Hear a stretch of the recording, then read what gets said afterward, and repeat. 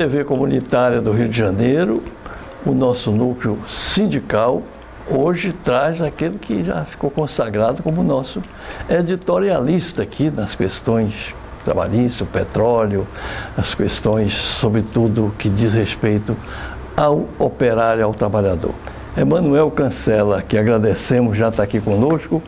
Ele é também diretor aqui da nossa TV Comunitária, nos ajuda aqui na direção dos trabalhos. Manuel Cancela, não pode deixar de ser outro tema. Nós queremos de você uma avaliação, leilão do excedente de petróleo da seção onerosa. Um pouco desse tema aí, já para a gente dar as primeiras avaliações de como foi o leilão, do absurdo que foi o leilão e que só não seria o maior dos absurdos porque a Petrobras procurou comparecer e segurar o que pudesse. É isso, Mané? Bom, em primeiro lugar, cumprimentar os telespectadores, agradecer mais uma vez essa oportunidade da TV Comunitária, de estar falando aí com os nossos amigos e amigas. Agradecer ao Max Figueiredo por esse óculos que já está prometido há muito tempo.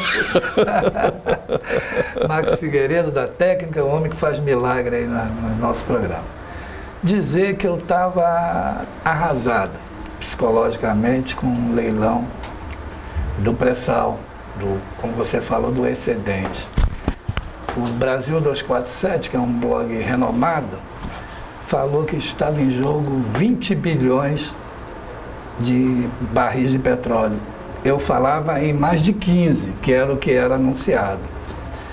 E como eu trabalhei 42 anos na Petrobras, trabalhei durante muito tempo no departamento de produção de petróleo, eu conheci por dentro, não tanto o pré-sal, mas principalmente a bacia de Campos. Eu fui técnico de material, eu fazia os pedidos de compra e tinha contato com os engenheiros, com os geólogos, né, aqui na sede, mas o pessoal vinha das unidades para encomendar os equipamentos e eu conheço muito da história, como é que aconteceu isso, né? Uma história de ousadia, de excelência da Petrobras, de capacitação. Né? Só para você ter uma ideia, o primeiro poço do pré-sal, que se chamava Lula, que se chamava, como era o nome, que depois virou Tupi, que depois virou Lula, ele custou aos cofres da Petrobras 240 milhões de dólares. Um poço que poderia dar seco, ou seja, na linguagem petrolífera,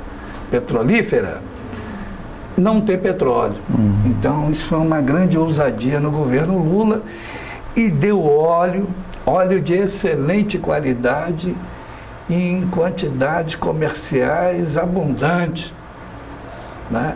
Agora, isso aconteceu como? Isso aconteceu depois de mais de 40 anos de estudo, de investimento, do centro de pesquisa da Petrobras trabalhando em cima disso, das universidades públicas assessorando, que elas colaboram muito com a Petrobras. Os técnicos, os cientistas que estão dentro das universidades públicas principalmente. Então, quando eu vi o leilão do pré-sal, né, eu fiquei batendo humildemente, tentando desmoralizar essa, que seria uma mega decepção, né, se a gente vendesse como é que você chama? O excedente da seção onerosa. Esse excedente, só para você ter ideia, o meu presidente aqui, o Francisco Soriano, fala do excedente, e é verdade, é excedente da pré-sal. Agora, só para você ter ideia, o 247 falou que tinha estava em jogo 20 bilhões de barris. Eu falava que era acima de 15, escrevi isso várias vezes. E, só para você ter uma ideia do que isso representa, a França tem 4 bilhões de barris de petróleo, o México tem pouco mais de 2 bilhões de barris de petróleo, a China tem 19 bilhões de barris de petróleo, os Estados Unidos tem 15, tem 16. Então, essa área que foi posta à venda tinha petróleo em quantidade igual à China e aos Estados Unidos e superior ao México, à França, à Inglaterra, né? Ao México. Então, era uma área gigantesca, né? Então, era assim, eu chamava, já escrevi, que era o filho pródigo da Petrobras. Então, quando anunciou que o leilão é dia 6, eu estava arrasado. Aí veio agora a notícia de que dos 14 consórcios convidados, só 7 estiveram presentes. Né?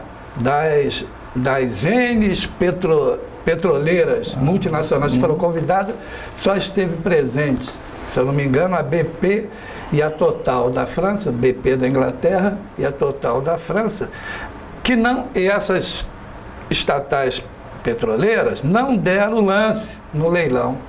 Só a Petrobras deu lance e, por sorte nossa, a Petrobras ela ficou com os 2 campos gigantes, que é Itaipu e Búzios. Búzios era a estrela o bolo de cereja do leilão, era o gigante.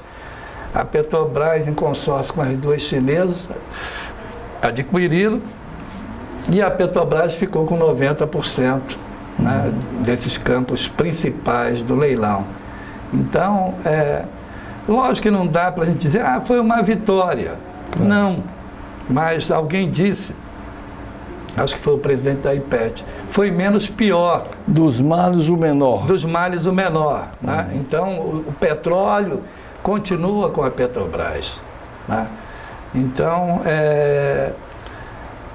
o Brasil, nós tivemos um golpe em 2016 que tirou a Dilma, e nesse golpe tinha que tirar o Lula também. Por quê? Porque eles estavam de olho, era nesse leilão, era no petróleo, principalmente no petróleo. Lógico que eles estão de olho também em outros setores da indústria petroleira, porque toda a área da área de petróleo, ela é rica, né? Então, eu digo que agora a gente tem que ir daqui para frente. Então, o golpe contra a Dilma, que tirou ela do poder, sem provar nada contra ela, tirar o Lula da eleição, sem nenhuma prova, né? Num claro intuito de beneficiar Bolsonaro, e quem tirou foi o juiz Sérgio Moro, que depois virou ministro, né, do Bolsonaro. Baseado unicamente em uma delação encomendada. Sem prova, sem nenhuma prova. Então, o que o golpe queria, o principal do golpe era tomar a Petrobras, as partes mais importantes da Petrobras. Então, eles falharam o mega leilão do pré-sal, virou uma mega decepção, né? Para eles. Para eles. Sobretudo. Né? Então, agora o que houve, eu não sei. Alguns jornalistas estão dizendo que é descrédito. No Brasil, né, os empresários, as empresas não tiveram confiança em participar do leilão e saíram fora. Eu não estou afirmando que seja isso.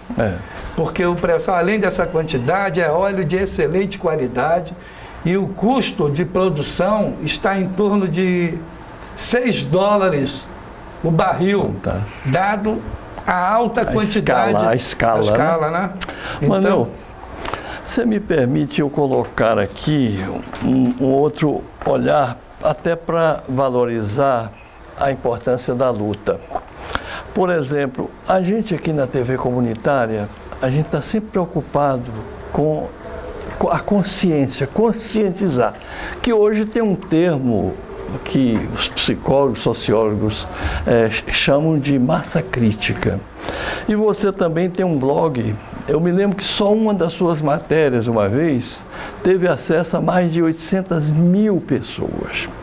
Então, esse trabalho, não só de produzir massa crítica sobre a importância do humanismo, a importância de sermos não só patriota, mas nacionalista, e sermos também internacionalistas no que diz respeito à amizade com outros povos, aqueles que têm, sobretudo, as mesmas contradições que a gente, que são endividados. Isso também, será que não foi um fator porque nós não só conscientizamos, como nós também advertimos os nossos inimigos. Vide discurso do Requião, que disse: olha, isso tudo que vocês estão fazendo está sujeito e certamente será revisto, porque a Petrobras não é das elites brasileiras, a Petrobras está na Constituição, é do povo brasileiro. Nenhum governo tem direito de vender o nosso petróleo. Então, esse trabalho seu, esse que aqui de formiguinha que a gente faz, com muita humildade, com muita humildade, mas com muita convicção, que formou essa consciência nacional, que vai fazer com que Lula seja finalmente solto, liberdade com dignidade, é que está também fazendo a roda girar. Com certeza. Hoje nós temos o Zé Carlos, que você entrevistou anteriormente. Ele estava falando da internet. O Carlos Nogueira, que está aqui. Carlos Alberto. Nogueira. Nogueira. E que tá homônimo de um amigo meu, do meu compadre. Está aqui conosco também, Nogueira, mandando ali, sentadinho na sua cadeira, e também um destaque aqui para a sua esposa, a Penha está aqui conosco, a nossa querida Glória, também irmã do Efil. Como cantou o poeta, com a volta do irmão do Enfio, sonhávamos, né, na época da ditadura, e do Betinho, que delícia. Depois vamos falar com ela também, vamos colocar aqui um recado que ela vai dar para a gente, muito importante, do Fórum Social, que vai se realizar no dia 29 e 30. Mas então, massa crítica. O Carlos Alberto Nogueira, ele falava do WhatsApp, que é um dos braços da rede social, né? Na verdade, isso é uma revolução. Hoje, todo mundo pode ser um jornalista, todo mundo pode ser um comunicador, todo mundo pode ser um cantor. Você grava uma música e coloca lá no canal de YouTube, daqui a pouco tem 1 milhão de... Né? Teve uma música aí da Caneta Azul, que deve ter mais de 1 milhão. O cara colocou aquilo no canal de YouTube e dispara e vai embora. Então, na verdade, a rede social é uma revolução e ela ajudou muito nesse debate hoje do petróleo. Porque eu estava lembrando, Solano, de uma pessoa que você conheceu, o Jair Amorim. O Jair Amorim era um comunista, pé de valsa, era um dançarino, andava de terno, elegante, falava um português perfeito. É verdade. E ele participou da campanha do petróleo. Era um comunista que foi preso várias vezes pela ditadura. E ele passava as madrugadas dele respondendo cartinha de todo o Brasil de como constituir um comitê em defesa do petróleo. Olha só. Então era na mão que era feito. Então hoje você tem a rede social que você, no outro dia, a menina lá do sul da Bahia, preocupada com a brolha, me mandou um zap, chega na hora. Né? Então essa comunicação ajudou muito nesse debate do pré-sal, com certeza. E não foi só eu, várias pessoas abnegados, né, que estavam ali falando, né, e a gente falou hoje aqui já do Estrela, já falamos do Wildo Sauer, já falamos do menino da FUP lá, que também, o presidente da IPET, né, o Fernando Siqueira, o Paulo Metri, são todas pessoas que participam desse debate. Patrícia Laia. Sim, é verdade. Então, são pessoas que contribuíram para constituir essa massa crítica, que eu não sei porquê, né? A maior parte do pré-sal, quase a totalidade, que foi posto no leilão, ficou com a Petrobras. Lógico que a gente não fica feliz, porque corremos um risco. É como se a gente botasse a nossa própria casa que a gente mora à venda. Né? À venda por um preço aviltado, né? E de repente, sei lá por que, a casa continuou sendo nossa. Né? Então foi o que aconteceu com o pré-sal. Mas agora a gente tem que pensar para frente. Né? Não podemos parar. Porque agora a gente tem que pensar como desmontar os outros mecanismos que estavam linkados com esse golpe que tirou Dilma, que tirou Lula. que é a venda dos 50% da refinaria. A gente não pode permitir isso. Exatamente. Vender metade da refinaria. Você foi também trabalhador? Eu trabalhei, comecei na refinaria da Replan. A maior refinaria da Petrobras. Nós temos que barrar. Em São Paulo, né, Manuel? Em São Paulo, né? Paulínia, cidade de Paulínia. Então, só para você ter ideia do que representa o refino, em um ano o Brasil pagou aos Estados Unidos 24 bilhões de reais em um ano em importação de gasolina e diesel. Em um ano. Agora você imagine, por quê? E por que isso? Por uma coisa maravilhosa, porque o mercado consumidor brasileiro está consumindo mais gasolina, né? Aí o que faz a direção golpista da Petrobras? Direção golpista da Petrobras na pessoa do senhor Castelo Branco. O que ele faz? Determina que as refinarias baixem a sua capacidade de refino. Baixou. E anuncia a venda da metade da refinaria. E nós pagamos em um ano só de importação de gasolina e diesel aos Estados Unidos 24 bilhões. Então o senhor Castelo Branco quer fazer o quê? Quer dar mais dinheiro para os Estados Unidos? Meu Deus, vamos construir as 2 refinarias que a Dilma deixou projetada, que vai nos dar autossuficiência no refino que nós já temos na produção do petróleo, né? E vamos não precisar comprar gasolina e diesel de Estados Unidos nem de nenhum país. Vamos ser autossuficientes no refino e exportar um plus, né, para gerar caixa para a União. E não é só isso, temos que retomar que dentro desse golpe a Petrobras saiu das áreas de petroquímica, gás, fertilizante e biocombustível. O Lula e a Dilma chegaram a criar um departamento de biocombustível. Uma diretoria. Diretoria, tudo isso acabou. Uma empresa, a biocombustível, a Petrobio, criou e acabou. A Petrobras saiu fora do biocombustível. O que é o biocombustível? É o diesel produzido a partir de produtos orgânicos, vegetais, né? Se o petróleo ele vai se esgotar, talvez nos próximos 50 anos, ou 60 anos, sei lá quantos, o biocombustível é uma coisa perene. Por quê?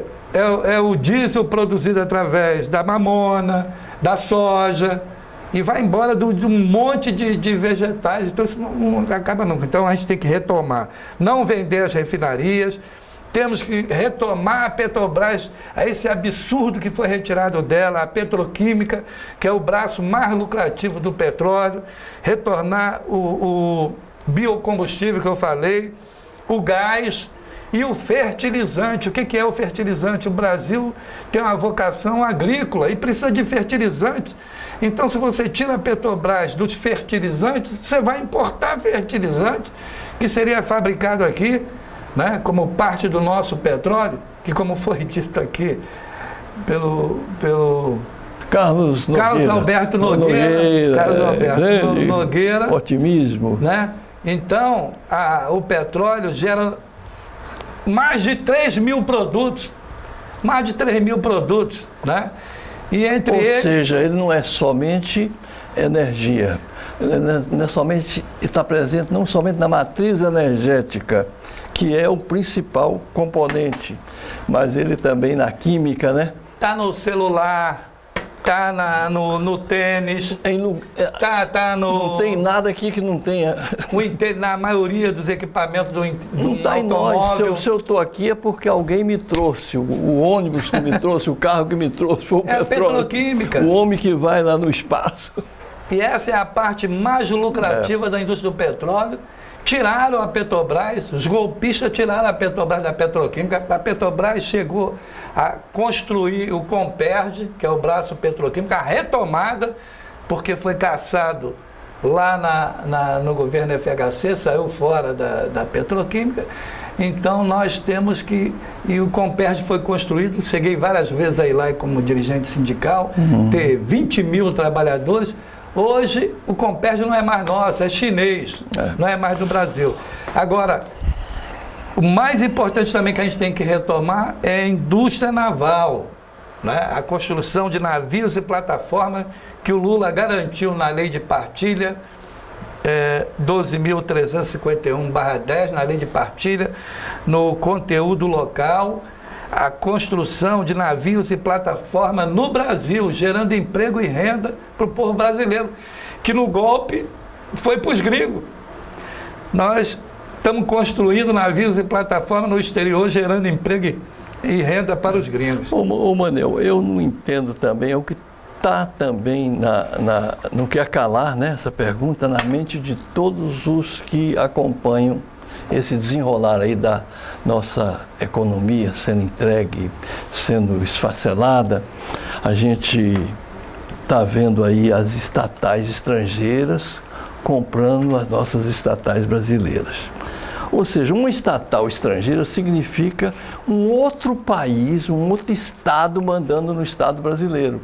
Ou seja, a gente está automaticamente se convertendo numa situação de colônia e essa estatal passa a ser a nossa matriz, da nossa matriz.